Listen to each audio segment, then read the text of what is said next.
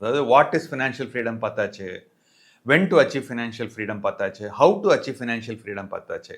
இப்போ நம்ம பார்க்க போகிறது who all should achieve financial freedom. சிங்கப்பூர்லலாம் பார்த்தீங்கன்னாக்க மக்கள்லாம் வந்து 80 வயசு 85 வயசு வரைக்கும் வேலை செஞ்சுக்கிட்டே இருக்காங்க. அவங்கெல்லாம் ஃபினான்ஷியல் ஃப்ரீடம் அச்சீவ் பண்ணணுமா அப்படின்னு கேட்டிங்கன்னா கண்டிப்பாக அச்சீவ் பண்ணவே வேண்டாம். இப்போ சுனில் கவாஸ்கர் அப்படின்னு ஒருத்தர் இருக்கார். அதெல்லாம் யாரெல்லாம் வந்து ஒரு 30 இயர்ஸ் 40 இயர்ஸ் முன்னாடி கிரிக்கெட் பார்த்தாங்களோ அவங்களுக்குலாம் தெரியும். சுனில் கவாஸ்கர் பார்த்தீங்கன்னா ஈவன் இன்னைக்கு கூட அவர் வந்து வேலை செஞ்சுக்கிட்டே இருக்கார். என்ன பண்ணுறாருன்னா கமெண்டேட்டராக இருக்கார், கிரிக்கெட் கமெண்ட்ரி கொடுத்துட்டு இருக்காரு.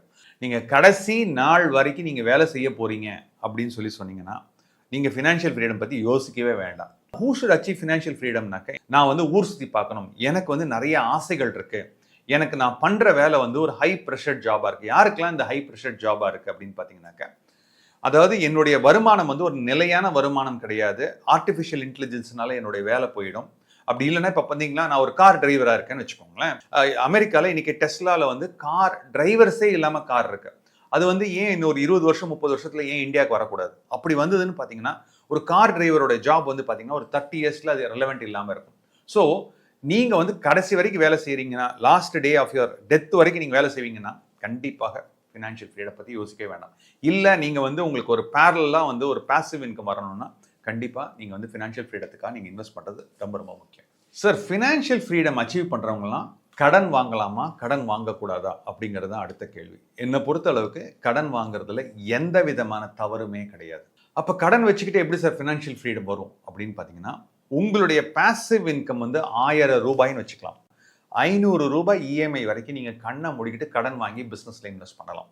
அது எப்படி அப்படின்னு கேட்டிங்கனாக்கா, பாசிவ் இன்கம் வந்து என்னவா இருந்தாலும் உங்களுக்கு கேரண்டீடாக வரக்கூடிய வாய்ப்புகள் இருக்குது. அது எப்படி சார் கேரண்டீடாக பாசிவ் இன்கம் வரும் அப்படின்னு பார்த்தீங்கன்னா, ஒன்று நீங்கள் வந்து ஒரு ஆர்பிஐ பாண்டில் போடுறீங்க அப்படின்னு பார்த்தீங்கன்னா, ஆர்பிஐ பாண்ட்லேருந்து உங்களுக்கு 8%, இன்னைக்கு பார்த்தீங்கன்னா 8.05 வருது.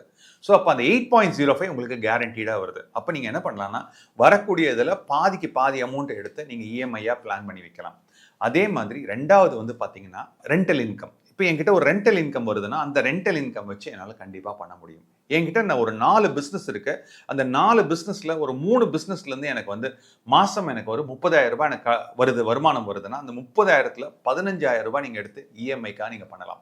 ஸோ அதனால வந்து ஃபினான்ஷியல் ஃப்ரீடம் அச்சீவ் பண்ணிட்டா லோன் வாங்கக்கூடாதா அப்படின்னு கேட்டிங்கன்னா கிடையவே கிடையாது. இன்னைக்கு பார்த்தீங்கன்னா ரிலையன்ஸ் மாதிரி ஒரு பெரிய பெரிய கம்பெனிலாம் பார்த்தீங்கன்னா அவங்க புக்ஸ்லேயும் நிறைய லோன்ஸ் இருக்குது. அது டாடா குரூப்பாக இருக்கட்டும், காட்ரேஜ் குரூப்பாக இருக்கட்டும், அதானி குரூப்பாக இருக்கட்டும், எல்லாரும் கடன் வாங்கி தான் இருக்காங்க. ஃபினான்ஷியல் ஃப்ரீடத்துக்கும் லோனுக்கும் சம்மந்தமே கிடையாது. ஃபினான்ஷியல் ஃப்ரீடம் நீங்கள் அச்சீவ் பண்ணணும்னா ஒரு 4 இம்பார்ட்டன்ட் ஸ்டெப் வந்து நீங்கள் ஃபாலோ பண்ணணும். ஃபர்ஸ்ட் இம்பார்ட்டன்ட் ஸ்டெப் வந்து என்னன்னு பார்த்தீங்கன்னா, உங்களுடைய மாதத்துக்கு வரக்கூடிய இன்கம்ஸ் என்ன அப்படிங்கிறது 1, 2, 3, 4 ரைஸ் பண்ணணும். என்னென்னலாம் இன்கம் வரக்கூடிய வாய்ப்புகள் இருக்குது? சேலரியில் வரக்கூடிய வாய்ப்புகள் இருக்குது, ரெண்டல் இன்கம் வரக்கூடிய வாய்ப்புகள் இருக்குது, இன்ட்ரெஸ்ட் அண்ட் டிவிடெண்ட் சொல்லுவோம், அது வரக்கூடிய வாய்ப்புகள் இருக்குது. நீங்கள் ஒரு சமயம் பிஸ்னஸ் பண்ணிங்கன்னாக்க பிஸ்னஸ்லேருந்து வரக்கூடிய ஒரு வாய்ப்புகள் இருக்குது. கடைசியாக பார்த்தீங்கன்னா கேபிட்டல் கெயின்ஸ். ஸோ இந்த 5 விதத்தில் உங்களுக்கு வந்து ஒரு வருமானம் வரும். இது போக வந்து உங்களுக்கு கிஃப்ட் கூட வரலாம். மாதத்துக்கு ஒரு தடவை அப்பா வந்து ஒரு பாக்கெட் மணி மாதிரி கொடுக்கலாம், இல்லைனா உங்களுடைய இன்லாஸ் வந்து உங்களுக்கு ஒரு பாக்கெட் மணி மாதிரி கொடுக்கக்கூடிய வாய்ப்புகள் இருக்குது.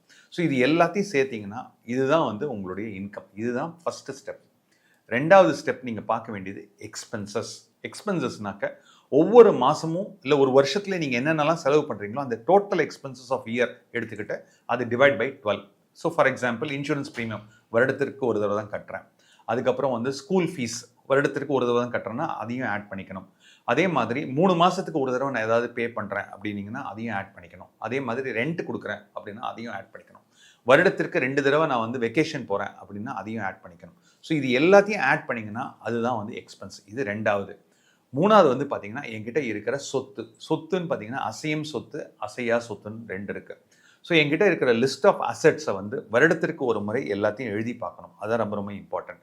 கடைசியாக சொல்ல போகிறது வந்து பார்த்தீங்கன்னா லயபிலிட்டிஸ், கடன் வந்து எப்படி வாங்கியிருப்போம் அப்படின்னு பார்த்தீங்கன்னா, ஒரு ஹோம் லோன் வாங்கியிருக்கலாம், கார் லோன் வாங்கியிருக்கலாம், கிரெடிட் கார்டு லோன் வாங்கியிருக்கலாம், ஃப்ரெண்டு கிட்டேருந்து லோன் வாங்கியிருக்கலாம், எஜுகேஷனுக்காக லோன் வாங்கியிருக்கலாம், மேரேஜுக்காக லோன் வாங்கியிருக்கலாம், இல்லைனா வந்து ஓவர் டிராஃப்ட் இருக்கலாம். எல்லா லோனையும் போடுங்க. ஸோ 4 விஷயம் நீங்கள் பார்க்கணும். ஒன்று வந்து உங்களுடைய இன்கம், ரெண்டாவது வந்து எக்ஸ்பென்ஸ், மூணாவது வந்து அசெட்ஸ், நாலாவது வந்து லயபிலிட்டிஸ்.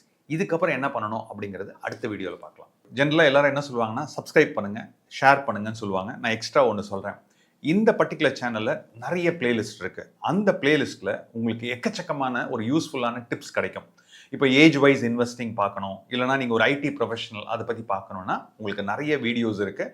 எல்லா பாப்புலர் வீடியோஸும் நிறைய கொடுத்துருக்கோம். எல்லாமே ஃப்ரீ வீடியோஸ் தான். தயவு செஞ்சு இந்த பிளேலிஸ்ட்டை பாருங்கள். நன்றி, வணக்கம்.